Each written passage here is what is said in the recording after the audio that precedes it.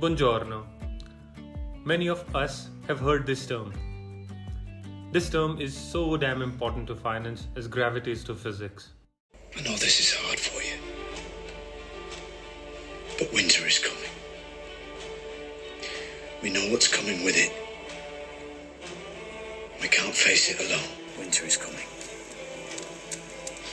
I know it, but winter is coming. No! Inflation is coming. Inflation. Let us try to understand this with an example. If I have 100 rupees and I want to buy a chocolate that is worth 100 rupees, I just buy the chocolate. If there is an inflation of 10% annually, what happens is I visit the kiosk after 1 year with a 100 rupee note and ask for the same chocolate.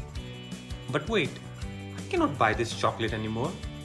I become sad and I ask the owner, why can't I buy this chocolate for 100 rupees as I did in the past? He explains that because of inflation, the purchasing power of my 100 rupee note has devalued. I don't get it. What does that mean? He explains what that means is my 100 rupee note cannot buy a chocolate which was for 100 rupees in the past. Which further translates to the price of the chocolate has increased by 10%. Now the situation is I have 100 rupees and the price of the chocolate is 110 rupees. After this example, we have a better understanding of what inflation is. Let us focus on what causes inflation. Inflation is mainly caused by demand pull, which is when demand for produces exceeds production cost, and cost push, when production costs increase prices.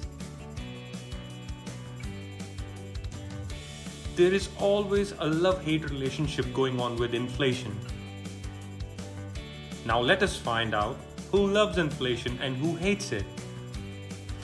But before this, let's delve deeper to find out what is happening during increasing inflation. Through the monetary policy, central bank starts lowering interest rates. It also starts printing money. Of course, central bank just can't print money and distribute it through a helicopter or deposit in our bank account. What central bank does instead is it starts buying government bonds, of course from government, and in turn government starts spending this newly printed currency into the system, thus increasing the liquidity, which increases demand. Demand in turn increases the price. Government also does tax rate cuts through its fiscal policies. Inflation of 7 to 10% is good for growing economies or developing nations like ours.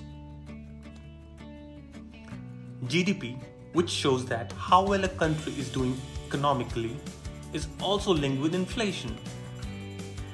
Growth in GDP implies increase in inflation. Usually for calculating GDP, we use this formula. GDP equals consumption plus government spending plus investment.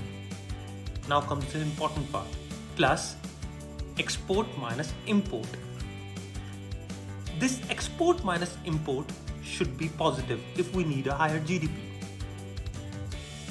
So now we are in a position to answer who benefits from healthy inflation.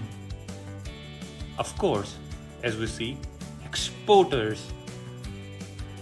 As during inflation, the currency is devalued.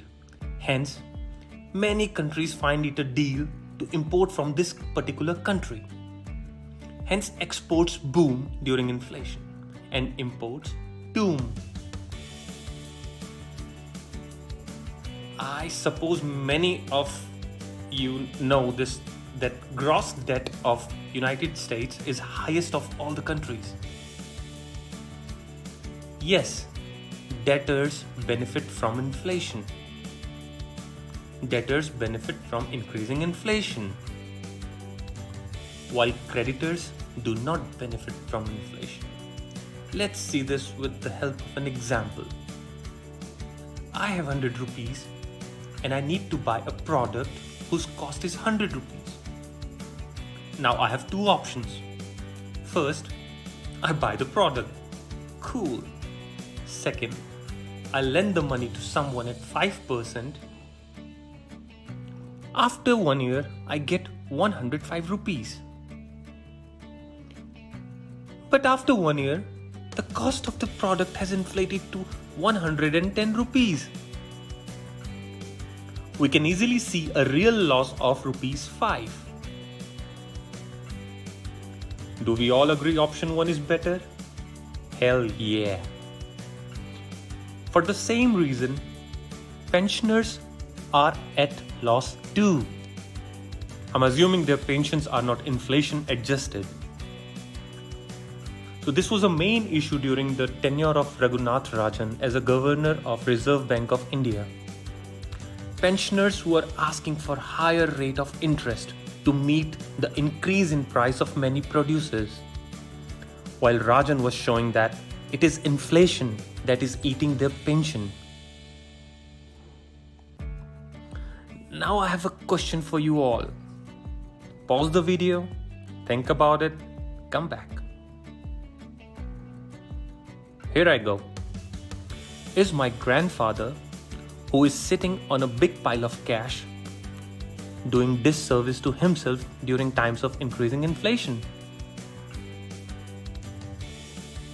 The answer is, of course, yes, since during inflation, the purchasing power of his cash will decrease.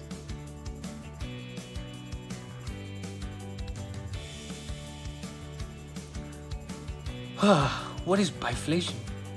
What is disinflation? What if inflation cannot be controlled, like in case of Venezuela? What happens during recession? Why moderate inflation is a must, and why Nobel laureates in economics back it?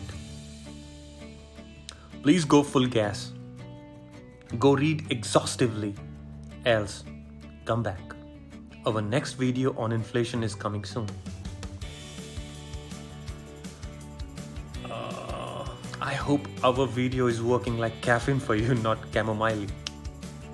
With this, I take a pause.